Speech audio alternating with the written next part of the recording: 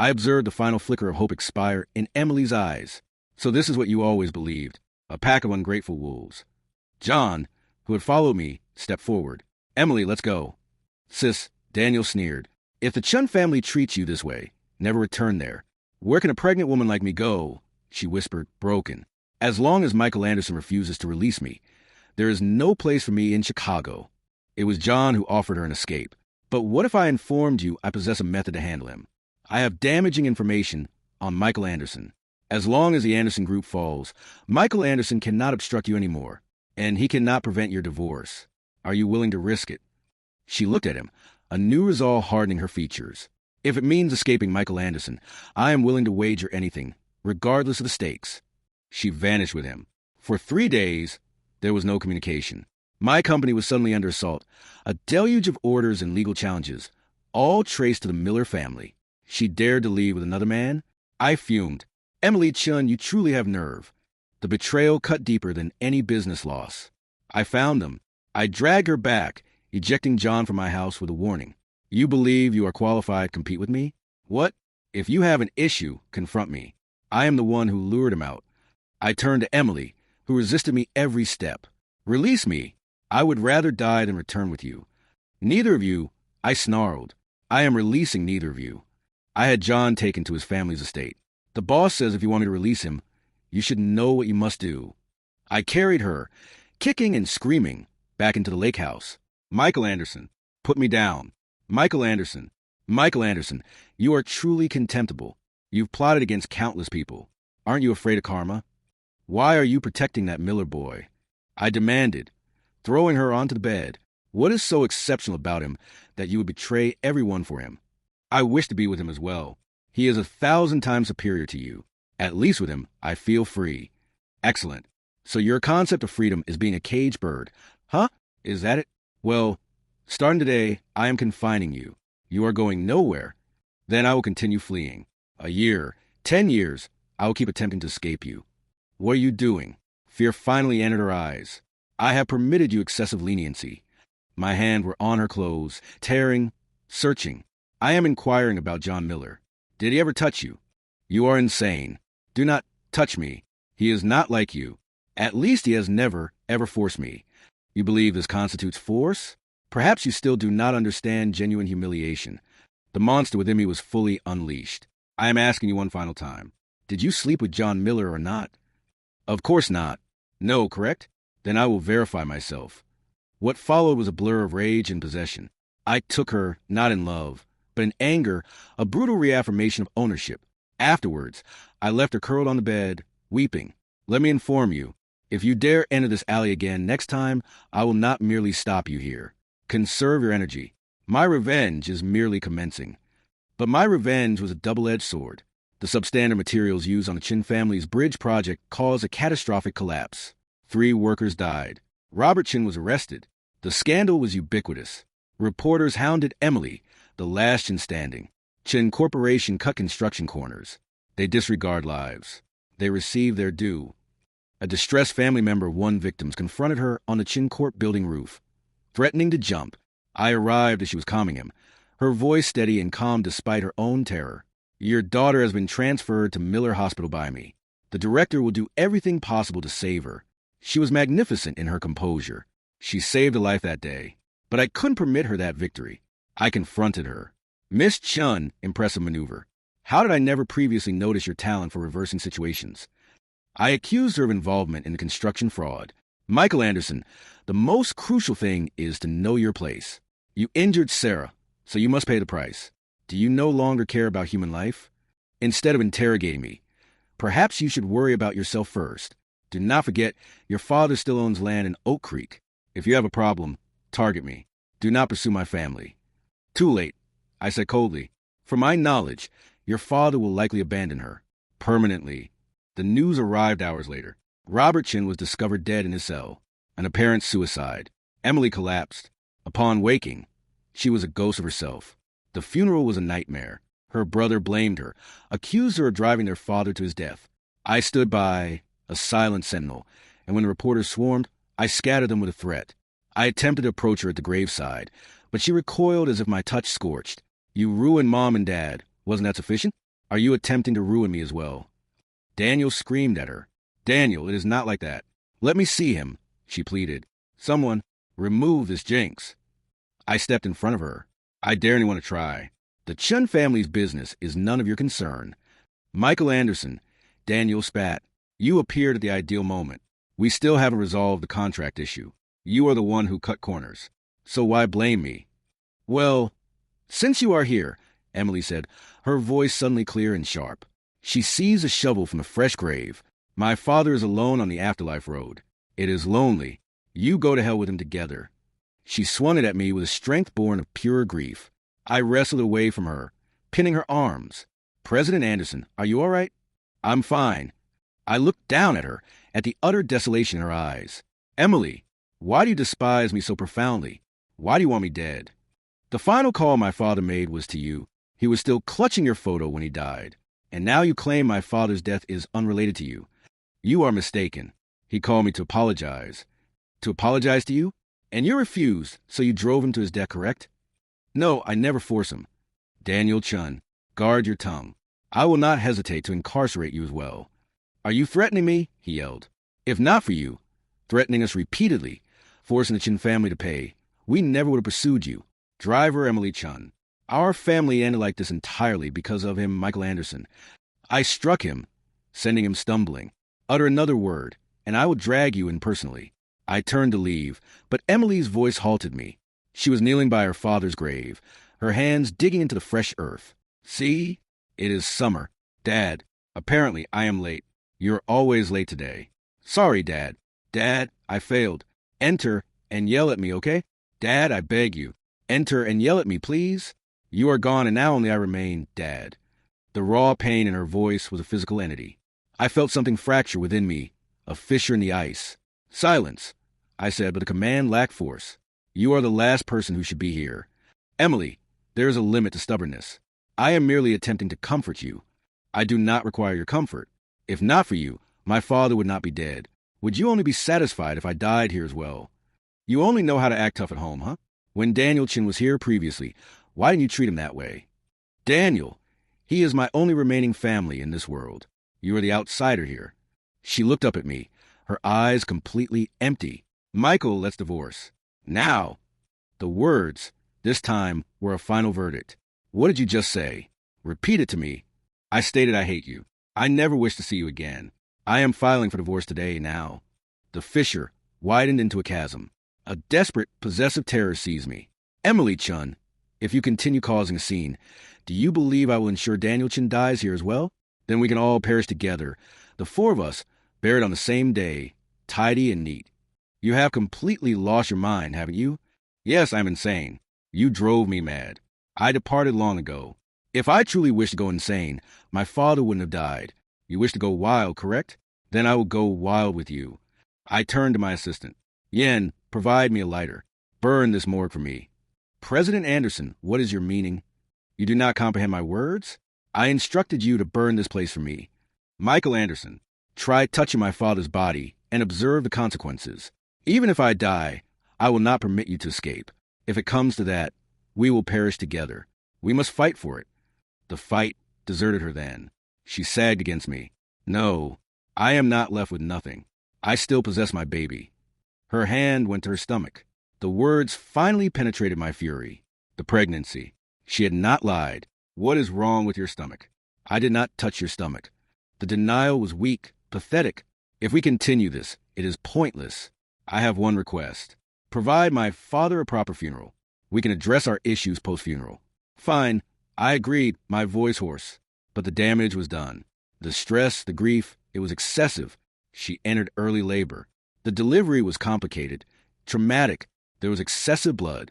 John Miller fought for her life in the operating room, while I was forced to remain outside, useless.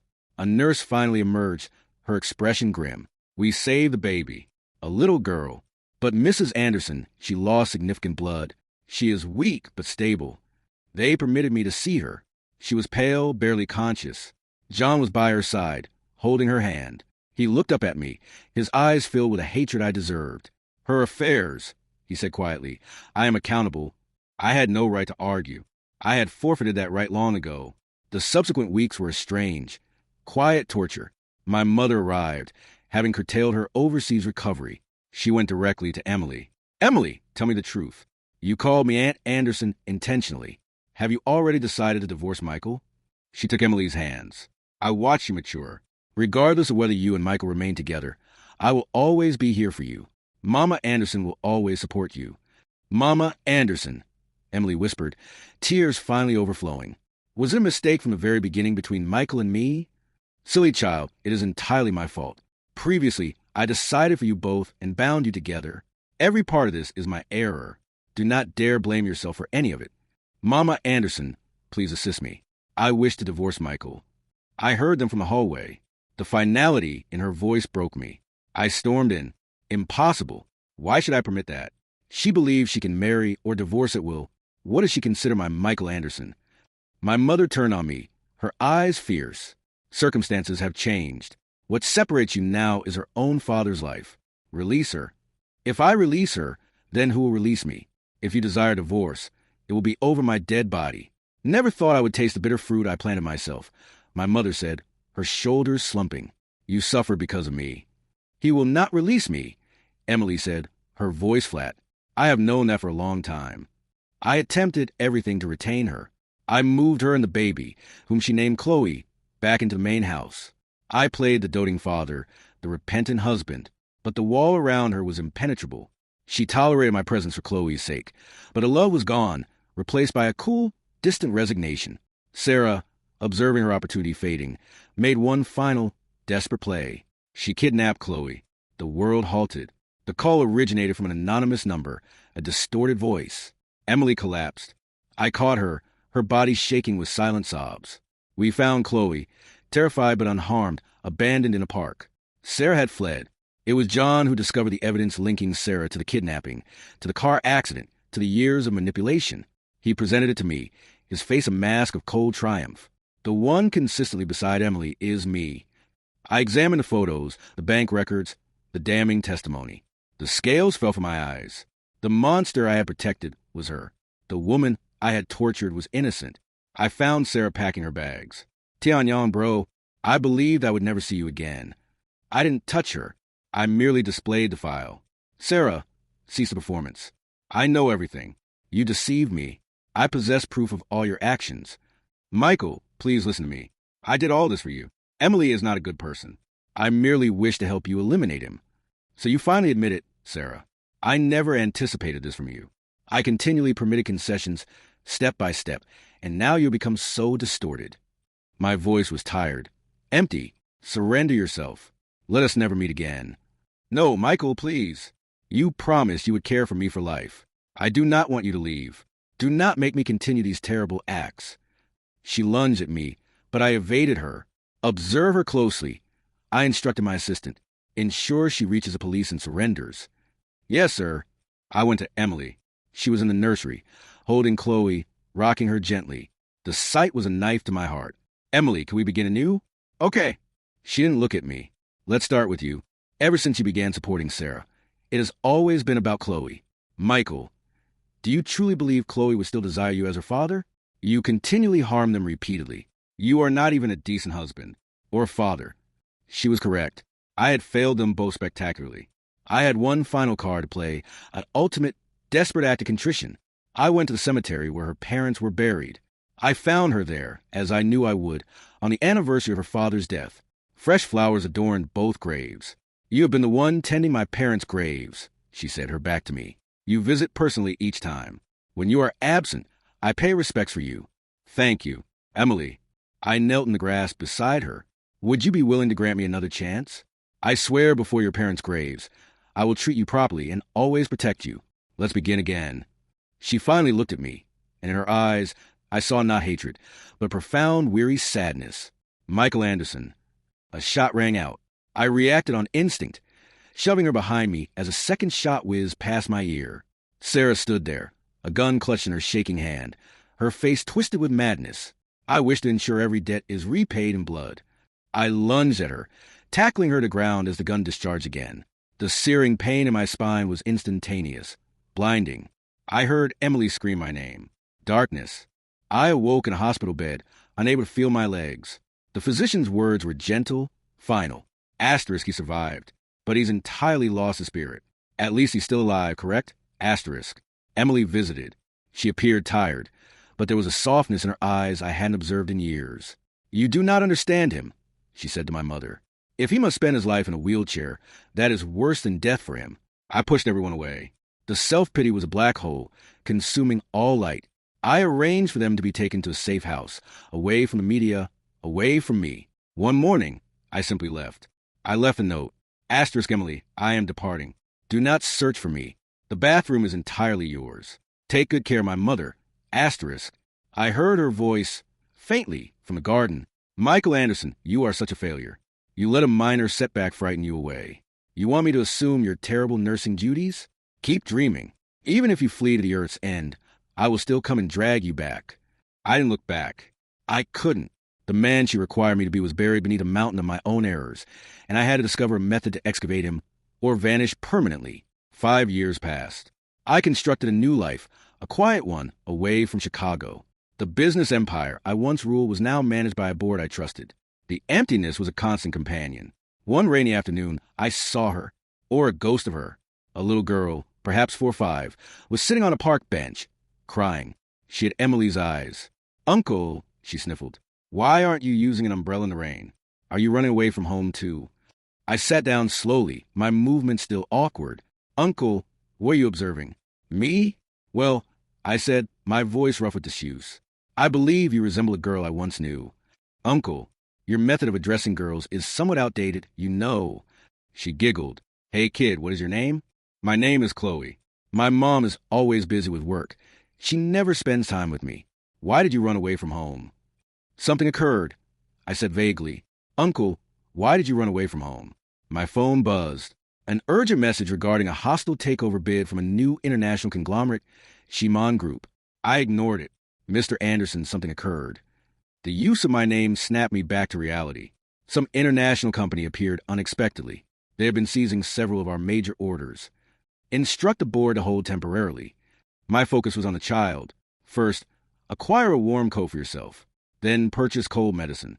Chloe, let's return you home. She pointed to a beautiful modern house across the street. Uncle, I am here. This is my house. I reside here. My assistant's voice was tense on the phone. President Anderson, isn't this the Miller family's villa? The door opened, and there she was, Emily. 5 years had only enhanced her beauty, her poise. She wore her strength like a crown. Mom, I'm home. You little rascal. Her voice was firm, but laced with love. Where did you disappear to?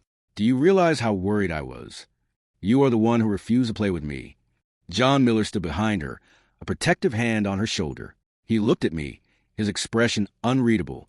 Let me inform you, no one can save you now. Emily, it's all right, John said. The child is back. That is what matters. If you frighten her again, what if she flees? You simply spoil her, Emily said, but she was smiling. You will ruin her.